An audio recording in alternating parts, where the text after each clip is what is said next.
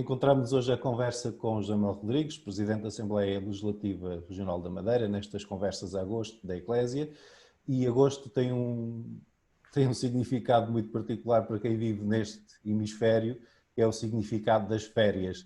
Há algum lugar da Madeira ou do Porto Santo que lhe seja particularmente significativo, um lugar que represente um tempo de encontro consigo, até de aquilo que a gente chama popularmente de recarregar baterias? O Porto Santo. Eu acho que quem conhece o arquipélago da Madeira, nós temos a felicidade de Deus nos ter dado duas ilhas completamente diferentes. Uma ilha de verde, cheia de floresta, com paisagens abruptas, magníficas, com promontórios de grande relevância, de 500, 600 metros de altura, falésias viradas ao mar também dessa altura. E depois temos uma ilha a 2 horas de distância de barco e a 15 minutos de avião, muito mais plana, com poucos picos e com uma praia dourada fantástica, enquanto as praias da Madeira são de pedra. A nossa praia do Porto Santo, de 9 km, é uma das praias mais bonitas, julgo eu, daquelas que conheço do mundo, com uma água realmente com uma temperatura excelente e, portanto, é o melhor lugar realmente para recarregar baterias. Claro que em agosto, normalmente quadriplica ou quintuplica a população da ilha do Porto Santo. Nós às vezes até por brincadeira dizemos que o Funchal se transfere para o Porto Santo, o que não deixa de ser verdade. Mas dá sempre para descansar e recarregar baterias.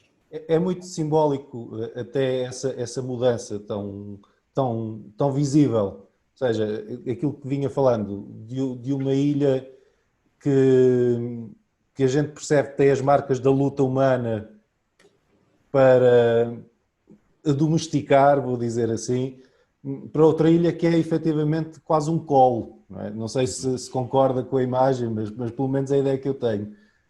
Concordo, claro. Eu acho que quem vem à Madeira vê que há uma luta permanente do ilhéu que está emparelado entre o mar e a montanha. Basta percorrer algumas das nossas levadas para ver esta epopeia que foi da conquista, do esventrar da terra, do procurar, por exemplo, trazer água do norte para o sul, para irrigar o sul. Isso é claramente visível. No caso do Porto Santo, a luta também foi muito difícil, porque, desse ponto de vista, até o Porto Santo é mais pobre em termos de recursos. Onde os recursos, por exemplo, não tinha era água. E isso atravessou, aliás, a história do Porto Santo até hoje, praticamente. Felizmente, em 1980, salvo erro, criou-se uma desalinizadora que transforma a água salgada, naturalmente, em água doce, e isso foi um avanço substancial na qualidade de vida dos porto-santenses, que naturalmente sofrem de uma dupla insularidade em relação à região autónoma da Madeira. Se nós ilhéus, e o Otávio conhece bem, temos custos acrescidos face aos continentais, aos que vivem na península, em termos de custo de vida, dificuldades de mobilidade no transporte aéreo e também marítimo, dificuldades de aquisição de alguns bens de forma rápida, o Porto Santo então vê a sua situação mais agravada, se bem que nos últimos anos tenha sido intenso o investimento público que foi efetuado na ilha, e a ilha hoje dispõe de um conjunto de condições fabulosas para quem lá vive e sobretudo para quem a visita. Claro que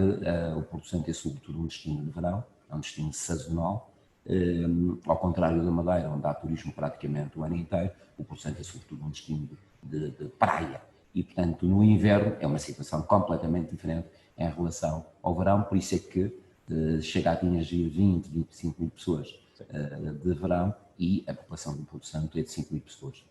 O Porto Santo tem ainda outra dimensão, que aliás é um pouco o que inspira, quando eu penso nela, esta minha imagem do colo, que é do berço, porque foi o primeiro território a ser encontrado há 600 anos.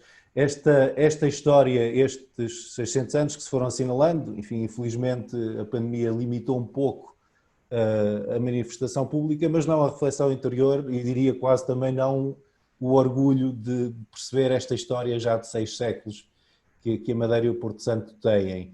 De que forma é que foi importante olhar para este passado e para todas as pessoas e todas as figuras e todo o trabalho que marcaram o percurso do ser madeirense e ser porto-santense até hoje? Eu acho que tanto os ireus, os naturais da Madeira e do Porto Santo, como também os continentais, por vezes desconhecemos a nossa história, a história destas ilhas e a importância que elas tiveram no passado e têm hoje para o próprio país. O Porto Santo, em 1418, foi o nosso primeiro achamento, reconhecimento, descoberta, como queiram chamar as pessoas. Eu gosto sempre de usar a expressão descoberta porque é mais corrente. E 2 anos, 1 ano e meio depois, a Madeira.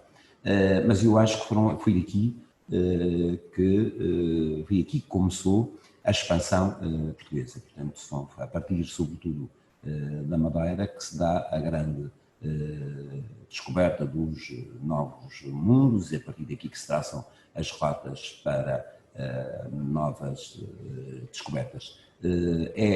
Por exemplo, engraçado ver que a Diocese do Funchal foi, no século XV e século XVI, a maior diocese do mundo, e até à Índia, porque cada território que era descoberto correspondia, do ponto de vista da Igreja, à Diocese do Funchal.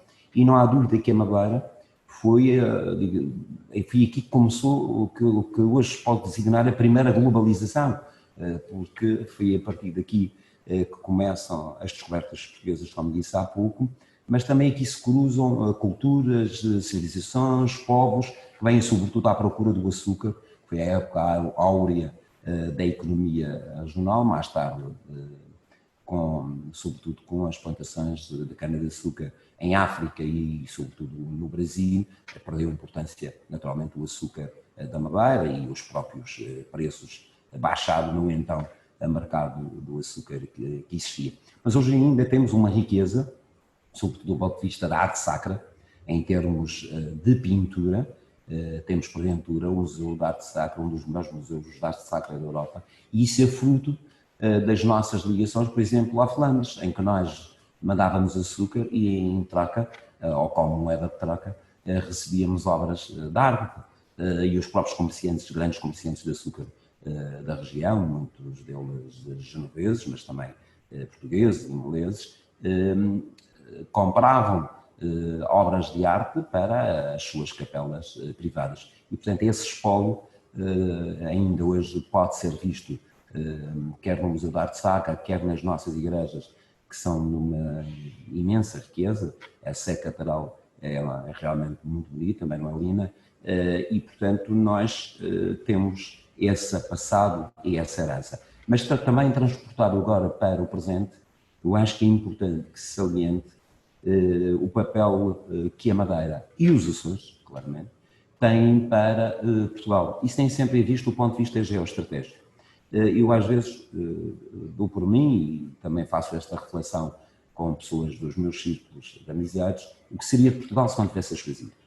Seria, obviamente, o território continental, mas faltaria esta dimensão atlântica que as ilhas dão a Portugal. Estamos a falar da Madeira, um território que faz a ponte com, sobretudo, os territórios africanos, entre a Europa e os territórios de África, mas também com o Atlântico e as Américas, e os Açores também, que, ficando praticamente no triângulo entre a Europa, a África e a América, dão esta dimensão muito importante ao país, do ponto de vista geoestratégico, para além de contribuírem para que Portugal venha a ter agora, proximamente, um território 8 vezes, o território marítimo 8 vezes superior ao território terrestre, o que não deixa de ser uma imensa riqueza que está por explorar, que espero que seja feito de forma, obviamente, racional e sustentável do ponto de vista ambiental.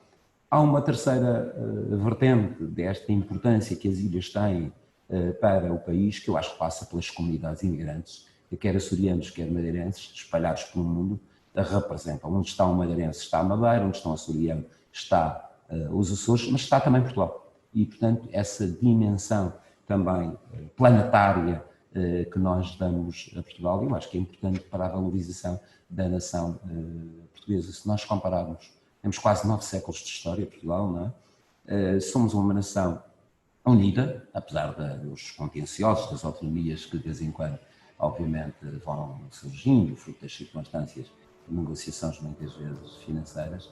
A verdade é que a autonomia e as ilhas contribuem claramente para uma unidade nacional.